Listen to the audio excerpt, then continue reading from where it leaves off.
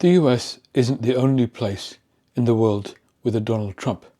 In fact, almost every democratic country now has one. This is all about the rise of the far right. And that is something that we have been seeing as a phenomenon in pretty much every Western country, and it's certainly the case in the UK.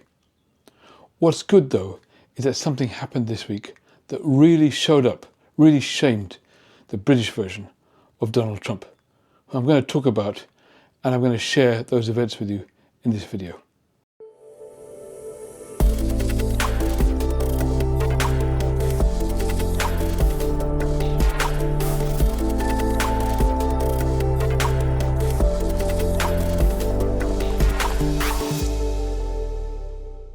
So the person I'm talking about here is a man called Nigel Farage. He's a good friend of Donald Trump's.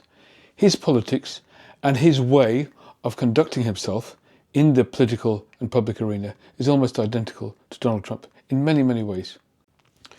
Pretty much every ill of society he blames on immigrants.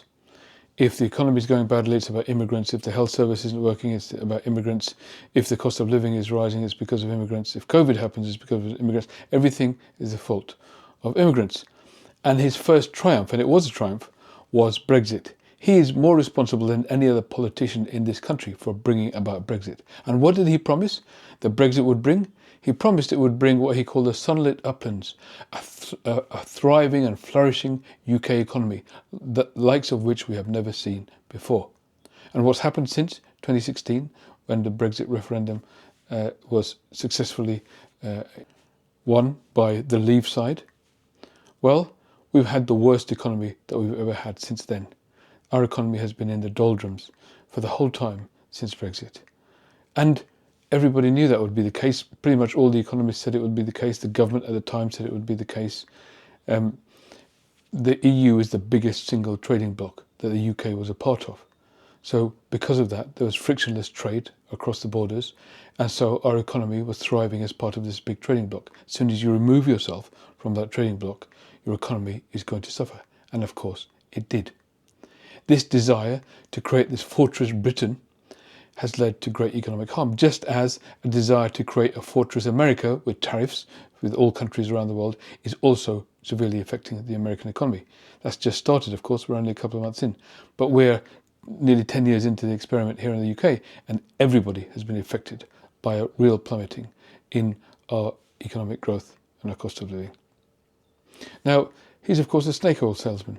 He sells things essentially like a con man does, promises the world and delivers nothing in the end. But that doesn't help stop him having soaring rhetoric. So in all these senses, he's almost exactly the same as Donald Trump. And in another key way, there's a really core parallel there too. He keeps talking about free speech, about how everybody is inhibiting free speech, and the left is all about stopping free speech, but he wants to campaign for free speech. This is what Trump and all his acolytes and Musk and all these people, they all say, just like Farage. But the truth is that they're not really interested in free speech, not really interested at all. They're only interested in me speech. They're only interested in people hearing what they have to say and suppressing what other people have to say. They're more engaged in stopping other people's free speech than anybody else. We've seen in the Trump administration that there's a whole lot of language that can no longer be used by government and government departments.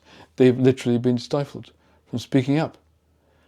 So it's almost as if these people are the real snowflakes. They can't handle challenge. They can't handle opposition arguments. And the other thing is that these people are all funded by billionaires. Billionaires who essentially want to stifle democracy as a whole, because they want to make sure that the policies that favour them are the ones that are carried out. Donald Trump is funded by Silicon Valley billionaires as well as himself, and that's exactly the same as Nigel Farage too. Now, the great thing that happened this week is that he was called up before Congress on this issue of free speech. But what happens when you go in front of Congress is that you also have to be cross-examined by Democrats. And Jamie Raskin, an extremely talented parliamentary performer, totally undressed Nigel Farage and put him in his place. It was a joy to watch, because in this country actually Nigel Farage is very rarely challenged. He's given a free ride in the media, just as Donald Trump was, because he's a bit of a media personality, and he's given a free ride in Parliament because he doesn't have any real position. He only has 4 MPs. in the UK Parliament, so he doesn't really get much time or space there, so he can't be grilled or really held to account there either. But here, for the first time, pretty much for the first time that I've seen, Nigel Farage really was held to account and put in his place. And as I say, it's been a joy to watch. But I wanted to ask you about your commitment to the freedom of speech universally. I think it's a principle that you advocate for everyone, not just for people who are in your party or people you agree with. You said that there should not have been a protest against the Gaza war in the UK. And then when it went ahead, the police refused to shut it down. You called them gutless for not shutting it down. Do you regret having opposed that, given that there was no violence there and there were 700,000 people who wanted to express themselves that day? I have not opposed people standing up and protesting in favor of people living in Gaza at all. There was one particular day, and it was the Sunday nearest November the 11th, which was when we had big memorial services in London, and I think a march being allowed to go ahead on that day would have been a mistake. Any other day, fine. Oh, I see. Who gets to decide that? Well, I think actually something that is embedded in the country, something that is absolutely fundamental to vote. That's why we have a written constitution. You might take that idea back to the UK with you. Well, because the freedom of speech applies 365 days a year here under the First Amendment, not 364, 363, depending on some politicians heckling the government and telling them to shut down free speech. We have allowed mass pro-Gaza demonstrations in London, weekend after weekend. No thanks to you. Weekend. All right, let me change. This was let me try another one. particularly sensitive day. That's all. I got you. It was a sensitive day. And I thought that's what the freedom of speech was about. You have a right to engage in speech that other people consider offensive or insensitive. But in any event, you've made yourself clear, Mr. Farage. 364 days a year if they want. You've made yourself clear to your constituents in Claxton today. Let me ask you this. You've banned journalists from your political events that you disagree with, haven't you?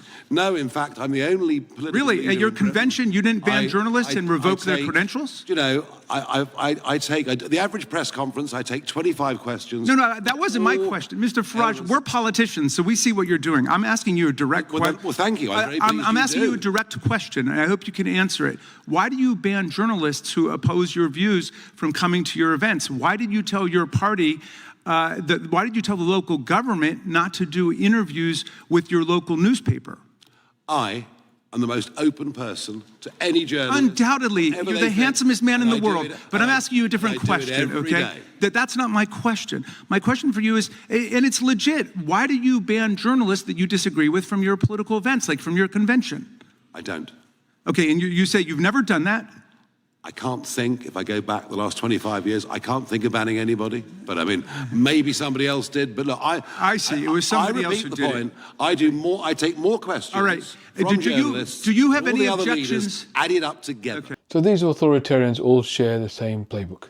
They complain about lack of free speech, but the only person really shutting free speech down is them. They complain about problems caused by immigrants to the economy, to the country, to the social fabric. But the people who are really causing those problems is them. They're doing things that destroy the economy, and they're going out of their way to rip apart the social fabric of the country themselves. So I guess a lot of supporters of this channel can gain a little bit of light relief, A, from the fact that you're not alone. We're all facing these same people in all these different countries. But B, every now and then they do get shown up for what they really are. Opportunists trying to fill a void in themselves with no care or consideration for the country, no consistency and no integrity either. I hope you like my video. As a psychiatrist who loves politics and economics and philosophy, I love to make videos like this, and you can really help promote this video to other people and get it on your feed more by liking and commenting and subscribing to the video as well. We have a wonderful community of people here who comment and support each other through this very traumatic period of world history that we're going through right now. I also hope you consider becoming a subscriber to the channel and also subscribing to my e-newsletter. There's a link in the description, and that way we can stay in touch outside the channel, so you can keep abreast of all of the content that I'm making on an ongoing basis. The latest of which actually is my latest book called We the People. Very, very proud of this book. It's actually a novel, a fiction book written by myself and the famous award-winning author T.J. McGregor. Together we wrote a book about what the future might look like. Bit of a dystopian novel, but what might happen if autocracy goes to its next stage, AI predicting the potential end of humanity. I actually made a video about that, it really happened. And how things might pan out in this dystopian world, and actually how a band of committed, passionate, progressive people managed to change the trajectory, and not in the way that you think. It's not just by running a candidate and opposing the autocrat, but actually by deepening the democracy that we have and engaging in a real participatory form of democracy that sort of shifts the needle and gets us back to basics and helps us sort of rebuild our democracy. And that's within the context of a really compelling, gripping story, a bunch of fascinating characters, and I assure you, you will not be able to sort of stop turning the page until you get to the end of the book. That's what all the reviewers have said so far. Lots of people love it, and I hope you can get it. You can get it on Amazon, any of the global Amazon bookstores out there. Please do order your copy of We the People. Just put We the People Russell Razak and you'll be able to find it inside Amazon as well. Also, I hope you consider becoming a member of the channel. You can subscribe to a couple of different membership levels. All members of the channel also get some free ebooks that I produce once a month. You can buy those ebooks too from russellsbooks.com. That's russellsbooks.com, and every month I produce a new ebook on that channel, which is really about, these are the non-fiction books I produce with my team, which is really about how to learn about the world around us and the psychologies of the people who govern us, but also how to learn about ourselves, deepen our own self-awareness in a way that helps us navigate this difficult world we're in right now. So those are sort of self-help books that are produced every month, and if you're a member of the channel, you get a sort of 100% discount on those books every month. Otherwise, you can go to russellsbooks.com, as I say, and buy them anytime you like. I really hope you can become a part of this community, as I say. So this sort of supportive community, validating and helping each other, is really worth being a part of, and I hope you can join us as we all join forces to create a better tomorrow together. Thank you.